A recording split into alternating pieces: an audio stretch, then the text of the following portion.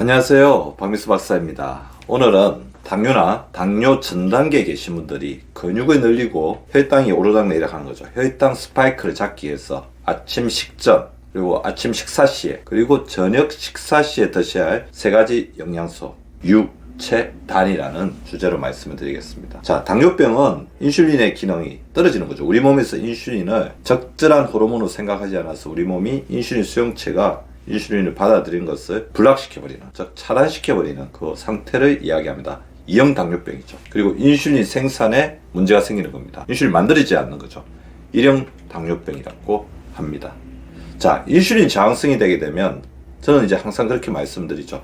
당뇨는 혈관 질환이다. 그래서 혈관이 가는 모든 장기들이 타격을 받게 됩니다. 눈, 콩팥, 심장, 뇌, 그리고 발가락 그런 어떤 부위들이 타격을 받게 되는데, 혈관 외에 가장 타격을 보는 장기는 아이러니컬하게도 바로 근육입니다. 자, 근육은 포도당을 저장하고 사용하는 가장 주된 장기 중에 하나죠. 우리가 포도당을 섭취하게 되면 나중에 에너지원으로 써야 되니까 간이나 지방세포, 근육 등에 저장하게 됩니다. 더불어 이제 근육이 풍부하게 되면 당뇨병 환자에서 인슐린 저항성을 줄이는 데 중요한 역할을 하게 됩니다. 왜 그런지는 당연히 이해가 되시죠. 근육이 풍부하기 때문에 인슐린이 믿고 맡길 만한 저장 창고가 이제 늘어난다는 겁니다. 그래서 인슐린이 무리를 하거나 우리 몸에 무리하게 이제 부탁을 할 필요가 없다는 거죠. 결국 비만 환자들이 인슐린 저항성이 생기는 가장 큰 이유가 우리 지방세포가 수용할 수 있는 범위 내로 너무 지방세포의 크기를 키우면서 과도하게 포당을 밀어 넣으니까 그 지방세포에서 염증 인자를 뿜어내는, 그래서 인슐린의 기능을 떨어뜨리는, 그리고 우리 몸의 인슐린의 무리한 욕구에 더 이상 반응하지 말라는, 그리고 우리 어떻게 보면 인체 방어 시스템의 하나라고 볼 수가 있습니다. 당뇨병이 되게 되면요, 인슐린 저항성으로 인해서 근육을 가는 에너지 관문이 닫혀 근육의 에너지 공급이 원활하지 않게 됩니다. 세포로 들어가야 될 혈당들이 어떻게 되겠습니까? 들어가지 못하고 소변을 다 빠져나가 버리죠. 자, 우리 몸에서 또 이런 어떤 혈당들이 제대로 들어와야지 생성을 하고 성장을 하고 뭔가 활동을 하게 되는 가장 중요한 장기 중에 하나인 근육이 에너지 부족으로 인해서 타격을 받게 되는 겁니다. 따라서 우리 혈액 속에서 세포로 들어가지 못한 당들이 혈액을 막 돌아다니면서 혈관을 손상시키고 소변으로 빠져나가 버리기 때문에 세포는 에너지 빈곤이 되는, 에너지 빈곤 혈관 염증의 상태가 바로 인슐린 저항성 당뇨병이라는 것입니다. 자, 당뇨병 환자분들이 운동을 아무리 해도 근육이 잘 생기지 않는 이유 잘 이해를 하셨죠. 자, 그런데 최근 연구들을 살펴보면요, 장내 미생물, 즉 마이크로바이옴 불균형이 당뇨의 발병과 진행에 아주 중요한 역할을 한다고 보고를 하고 있습니다. 따라서 균형 잡힌 마이크로바이옴을 만들어주면 그것을 위해서 자기 몸에 맞는 유산균을 섭취를 하게 되면 당뇨를 조절하는 데 도움을 줄 수가 있다는 거죠. 유산균은 장내 환경을 개선하고 장내 미생물 균형, 유익균과 유해균의 비율이 깨어져 있는 것, 디스바이오시스 상태를 다시 정상으로 회복시키면서 단세지방산의 생성을 촉진하게 됩니다. 포스트바이오틱스인 단세지방산이죠. 자, 포스트바이오틱스인 단세지방산, 숏체인 패티애시드는 장 건강뿐만 아니라 이 포스트라는 것은 우리 몸으로 퍼지는 대사산물이라는 뜻이거든요. 전신 대사에도 영향을 미치며 특히 인슐린 감수성을 향상시켜서 제2형 당뇨병의 관리에 도움을 줄 수 있습니다.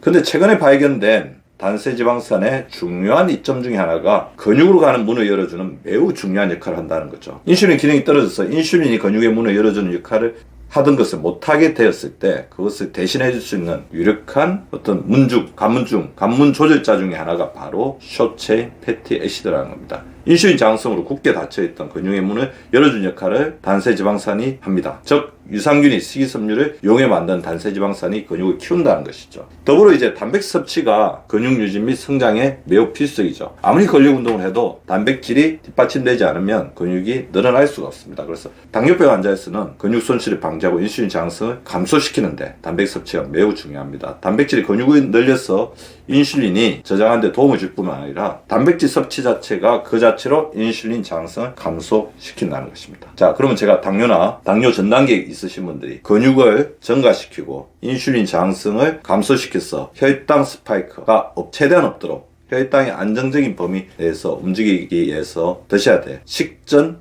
영양소. 첫 번째, 바로 유산균입니다. 아침 공복에 먹어야 할 것은 바로 유산균인데요. 공복 상태에서 유산균이 위산의 영양을 탈받고 장에 도달할 확률이 높기 때문입니다. 저 같은 경우도 아침에 일어나면 바로 이제 유산균을 섭취하고 하루를 시작하는데요. 아침에 일어나서 공복 상태에서 물 한 잔과 함께 유산균을 섭취하십시오. 만약 아침에 섭취가 어렵다면 식전 30분 전에 섭취하시는 것도 도움이 됩니다. 항생제를 복용하실 때는 유산균 섭취와 2시간에서 3시간 간격을 두시는 것 잊지 마시고요. 자, 둘째, 아침 식사 시에 먹어야 할 것. 만약 아침을 여러 가지 이유 때문에 드시지 않으신 분들이라면 점심 식사 시에 반드시 드셔야 할 것은 바로 채소입니다. 채소는 혈당 상승을 조절할 뿐만 아니라 유산균의 먹이로 쓰이는 식이섬유를 공급해서 단세지방산을 만드는 재료로 쓰이는 거죠. 자, 그러면 어떻게 드시면 될까요? 제가 항상 말씀드리는 거에 정답이 있습니다.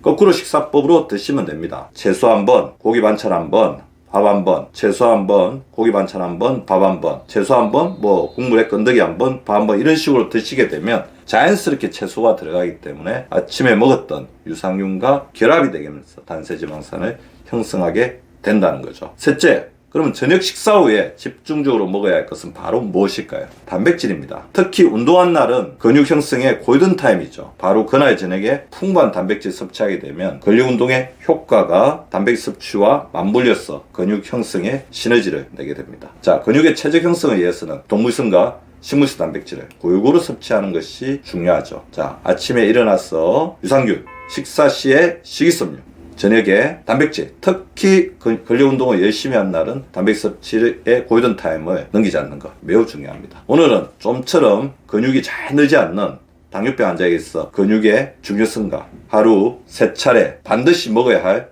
영양소를 말씀을 드렸습니다. 근육이 당뇨를 막는 최고의 그리고 최후의 보루입니다. 근육 잘 지키는 우리 구독자분들 되시기 바랍니다. 건강은 행복이다. 감사합니다.